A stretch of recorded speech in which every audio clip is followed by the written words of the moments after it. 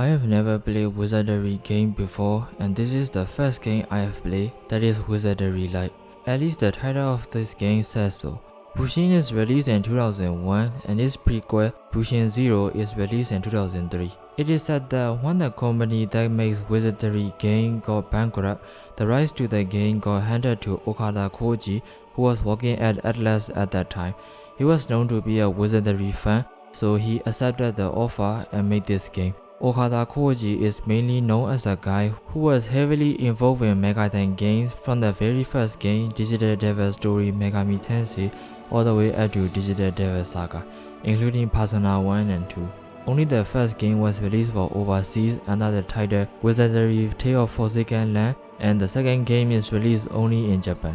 In this video, I will be pointing out every new and unique mechanic I find it different from other dungeon crawlers and RPGs I have played before, and explain them to the best of my ability while I relive my experience from playing Busin. The Kingdom of Duhan is the main setting of this game, and one day a pillar of light from the sky struck the castle of Duhan, taking the life of many people and turning the city into ruins. But the tragedy did not end there, as the impact of the light pillars distorted space, connecting the door to the labyrinth where the death roam underground beneath the castle. Enveloped by a winter that lasts forever, Duhan became an isolated place, and indescribable sense of despair filled the city. Meanwhile, King Ottilie, who barely escaped from the danger of light pillar, orders the magician Redua to explore the labyrinth. Then when the soldier of Kingdom began to explore the labyrinth, a strange rumor spread among the people.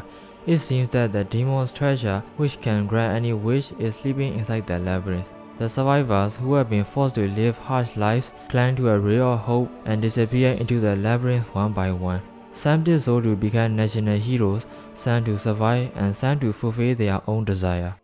Busin is a first-person dungeon crawler that takes place entirely within Duhan. You need to make use of all the facilities present inside this town and make preparation before you enter dungeon. As soon as you start the game, you have to make your own characters, starting with race, human, elf, dwarf, gnome, and hobbit. Race affect your starting stat, and each race comes with 3 different natures to choose from. Once nature is decided, it cannot be changed, unlike alignments, good, neutral, and evil. Alignments can be changed depending on your action in-game. Next, you have to choose job for your character. At first, you can only choose from basic jobs like fighter, priest, thief, and mage, but later in the game, you can change them into advanced jobs like samurai, who can use mage spell and has good strength, paladin, who can use priest spell and also has high strength, bishop, who can use both mage and priest spells, and ninja, who has high rate of insta-killing monsters and at high agility. After you have completed the tutorial, you will be able to make your own characters and form your own party of 6. But characters that are created that way pales in comparison to the original character in-game. Original characters not only have better stats, they also add to the story if you take them along with you inside dungeon. But really, the most important thing you need to take away from here is the nature of character. Busin has this system called ally action, which newer one gets unlocked whenever you reach a new party rank. There are 8 party ranks in total, and the higher your party rank is, the more powerful those ally actions are. The way you raise party rank is by fulfilling the nature of each character on your team, and depending on your character's nature, raising party rank can either be fast or very slow. Ally action serves as a strategy element for the gameplay, and it is very satisfying to execute those moves and one-shot monsters when you recognize the pattern to beat them. You can choose up to 2 ally actions per turn, and you need to think of your team composition in order to execute those moves. This mechanic is one of the 2 things you need to master in order to beat the game. And another one being magic. Magic is divided into mage spell and priest spell. Both of them are separated into 7 ranks, and spell in each rank can be used up to 9 times maximum. The way you learn spell is not by leveling but by using magic stone. Every spell has different level cap, and your spells get leveled up and grow stronger by using the same magic stones repeatedly on a character. Magic stone can be created by synthesizing materials drawn from the monster inside dungeons, or use parchment to create exclusive magic stone that can only be obtained that way. Mage spells specialize in attacks and buff spells, while priest spells specialize in healing and debug spells. Divide the duty of spellcaster wisely because you are limited by the number of users. After making your main character, you will get introduced to all the facilities in this game. We have shop where you can buy and sell items. The shop does not sell new items, so you can only sell them and make some money. Every item you sell will be stocked inside the shop, so you can always buy them back when you need them for double the price you sold. Some items will have question mark on them and they can be equipped without a preset, but if the item turns out to be a cursed item, you will need to pay a hefty fee to unequip the cursed item from you inside this shop. Or you can have Bishop on the team and have them appraise your item for free. It is also inside this shop that you can synthesize magic stones. Moon phase mechanic also exists in this game, and each moon phase affects the dismantling accident rate. Dismantling magic stone gives you back the material you synthesized to create it, but if it is crimson moon phase, dismantling accident rate will go up to 100%, and instead of giving you materials you normally get, you get other types of material that are needed for different magic stones. I think you could do some big brain move by abusing this mechanic somehow and synthesize some high rank magic right from the start, but the game balances you with level of your characters. By that I mean you start from rank 1 magic at low level and will unlock new magic ranks gradually as you level up. So I don't think this dismantling mechanic is that useful to begin with. Needless to say, I didn't even try it once for the entirety of my playthrough. Next is guild. Here you can create your own characters after the tutorial session and buy new ally actions whenever you reach new party rank. Then we have bar, where you can take quests and earn gold items, money and EXP. Quests are the main source of information and you can only unlock some original characters from doing quests. My advice is to do as many quests as you can, if not all of them, because each quest adds a lot to the story and also adds quality of life improvement for exploring dungeon. Then there is Temple, where you can heal status ailment and revive characters. I couldn't believe what I saw when I was reading about the game, but apparently in Busin, your character can just be deleted forever. So if your character die, it will become dead and you can revive them by using reviving spell or going to the temple. But neither the temple nor spell has 100% success rate of reviving your character. The game takes your vitality stat into consideration when deciding the success rate of reviving them, and it sucks. But worry not, you can actually fail once and they will turn into ash. They can still be revived from the ash state only if you succeed in reviving them for the second time. And if you still fail even then, your character will just disappear from the game just like that. Your original character will never appear again, and in worst case, if that was your main character, it will just be a game over for you. The impending danger of death is real in Busin. Talking about death, there is another interesting mechanic in Busin. If you stay inside dungeon for too long, or if you enter some area, Shinigami will appear and chase after you. I panicked a lot at first and stressed under the tension so much that I hated every moment of it. I never like horror games for the same reason. So what happens when Shinigami catches you? It will possess you and one of your characters will become Shinigami status, and if that character dies while being possessed, that character is also gone for good and they have no second chance. It is better to just get out of dungeon as soon as you get possessed and cure it when you can. I am a type of guy that hates perma-death in games, so I dreaded this mechanic a lot. But there is a catch. If your whole team got possessed by Shinigami, you unlock a whole new set of ally actions that are all powerful, but to use those actions, you have to pay a big price, such as deleting one of your characters and depleting a huge chunk of HP. As soon as you unlock Shinigami ally actions, you completely lose access to other 24 ally actions completely and will only be able to use Shinigami actions until you clear them. Again, I didn't even dare to consider trying this one either, so sorry guys, there is no footage to show. There is save point to save and load, and finally there is in.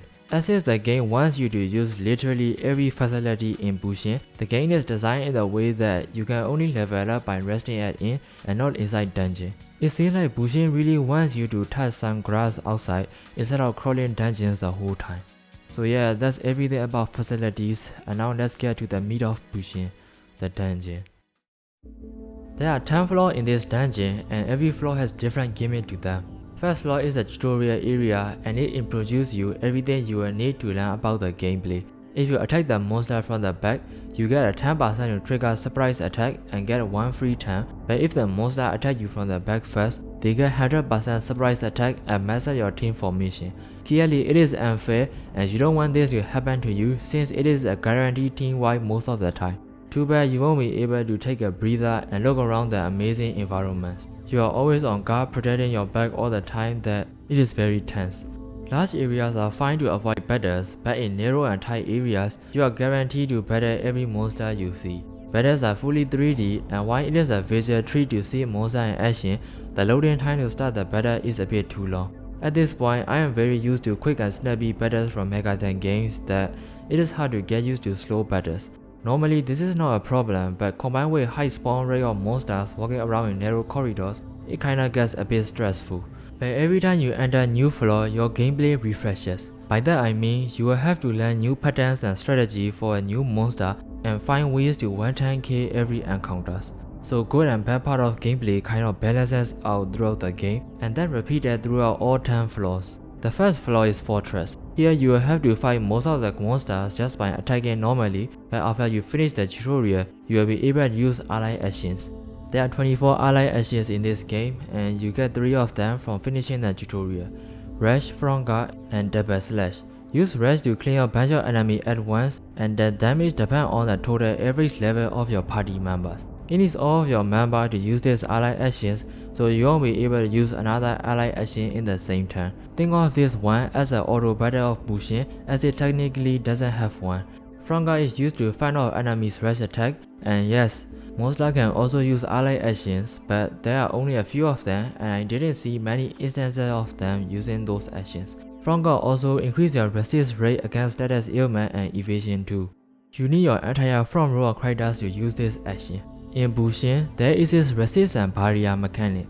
Example, monster with high stat in wisdom has higher chance of resisting mage spells, and monster with high stat in faith has higher chance of resisting priest spells. And if you have even higher stat than monster, you decrease their rate of resisting them. Of course, that is only if the monster has ability to resist the spell to begin with. Barrier works like a negate in Busin, but you can power your way through its barrier with magic assist, an ally action that increases your magic damage output, and you can get this action by increasing your party rank normally.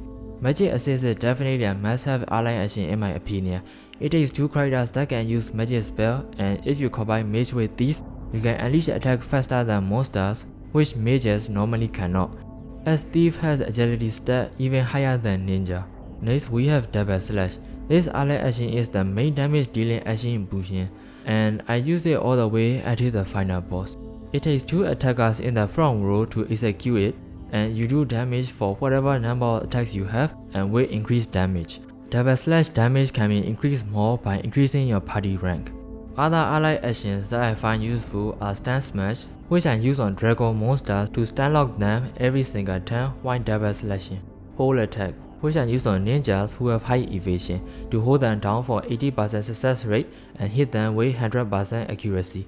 Cover Fire, which block any kind of physical attacks from enemy by using the 2 from the back row to defend 2 in the front row. Magic Cancel, which I use on enemies who can use magic to cancel their spells. Normally, it only cancels 1 spell at a time, but once you reach max party rank, you can cancel 2 spells at a time.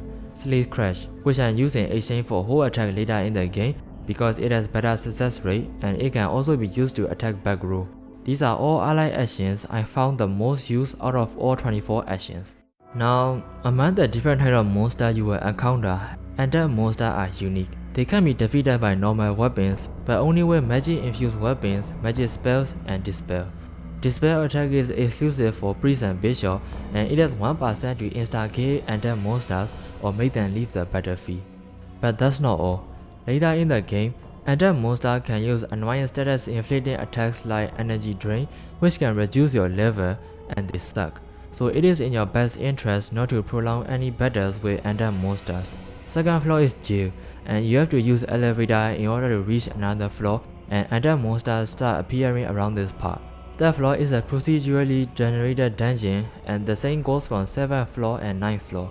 Depending on how lucky you are, it will take you a minute to an hour to find the stairs. You can also use rank 2 mage spells called Map to quickly take a glance at the entire layout of your current floor, but remember that you can only use 9 times maximum. Still, Map is the only spell I find useful in rank 2 magic spell, so it is more than enough for me.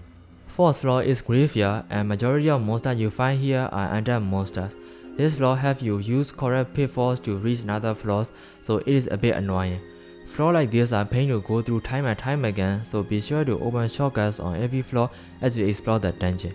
Most of the shortcuts are connected all the way back to the first floor, so it is really convenient. 5th floor is Waterfall, and arguably the most beautiful floor in this dungeon. Starting from the 5th floor, dungeons start to have elevations. It was a very new thing to me because I have never seen elevations in first-person dungeon crawlers before, and it was rough spotting height difference from the first-person view as I can see what's beneath my feet. In order to get to 6th floor, you have to go down the 5th layer of 5th floor and ride a gondola all the way to 1st layer. Then you need to go back down to 5th floor and jump down the hole where gondola once was to reach 6th layer and go to the 6th floor from there. An elevation problem only gets worse when I reach 6th floor, Moldy Fort. I like the 5th floor, which is quite simple to navigate and is clearly divided into 6 layers. 6th floor has only 2 layers combined with numerous elevations. And guess what? I got super stressed out when I found that it has a dark zone combined with elevation. You can use maps inside dungeon zones, but fortunately, it is not completely pitch black and you can actually see quite a bit of your surroundings. Also bring antidotes when you reach this floor, as they also have poison types which are unavoidable if you want to reach the next floor. Most of the important story events take place on this floor, so 6th floor is definitely the final check before you enter the late game. The last shortcut ends at 5th floor, so 6th and 7th floor has no shortcut at all. You bet I was not going to go through all the troubles again, so I just powered my way through 8th floor with my full poison team to open shortcut there. 8th floor, Sanctuary is just filled to the brim with doors after doors, while occasionally slipping in some one-way doors to make things worse for you. If you have done all the quests up until this point, you're going to have 3 crystals by now, and you can use them on these things to turn them into healing checkpoints.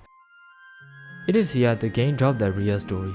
So there once lived a crazy bishop that wants to summon another god from the underworld called Busin, but his plan got stopped by previous queen gods and sealed away underground. Then you came into the story where you being brainwashed into thinking Queen is the evil person by that bishop and got sent into the kingdom by him as an assassin to kill the queen. But what you get to see are only good people including Queen Ottilie, Elf Sophia and Ninja Krugan. Long story short, time passes and the main protagonist and Sophia falls in love. Then eventually he starts trying to assassinate the queen.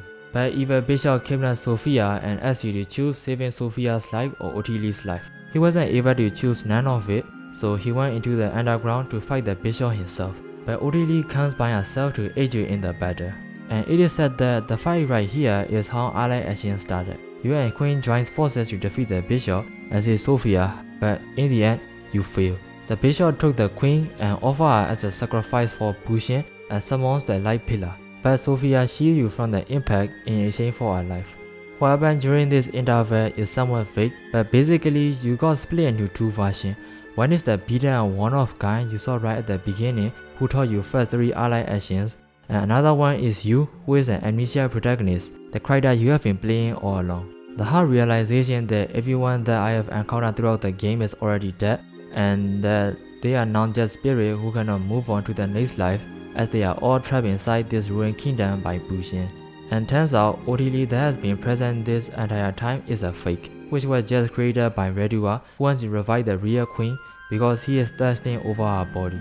Everything I have experienced up until now never existed in the first place, and the only thing I can do is to defeat Busin and release everyone's soul from it, including yourself. Then before you go to 9th floor, you get to meet with the spirit of Sophia one last time.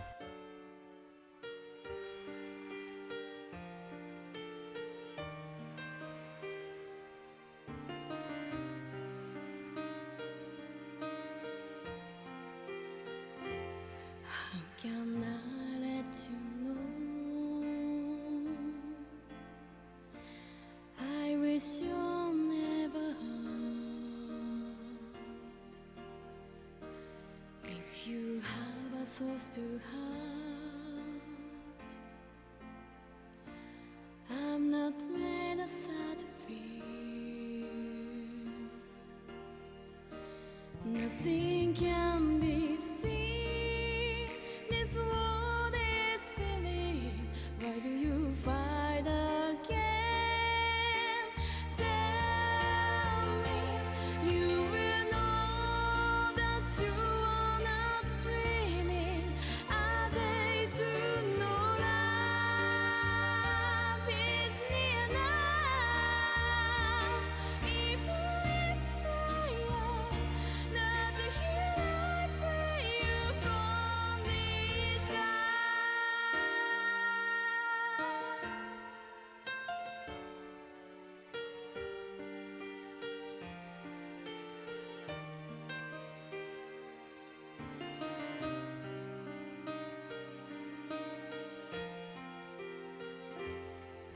can I let you know? I wish you never hurt. If you have a source to hurt, I'm not made of sad fear. Nothing can be seen. This world is spinning. Why do you fight again? Tell me you will know that you are not dreaming. A day to know love is near now. Even if I am not here, I pray you from the sky.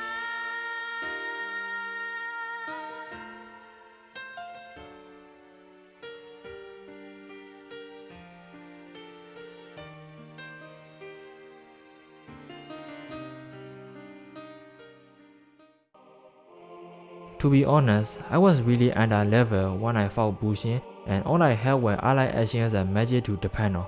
I also dread grinding before any final fights in games, as I always find them meaningless. So I said screw it and just bashed my head with Busin with everything I had. And I managed to beat it somehow, just barely.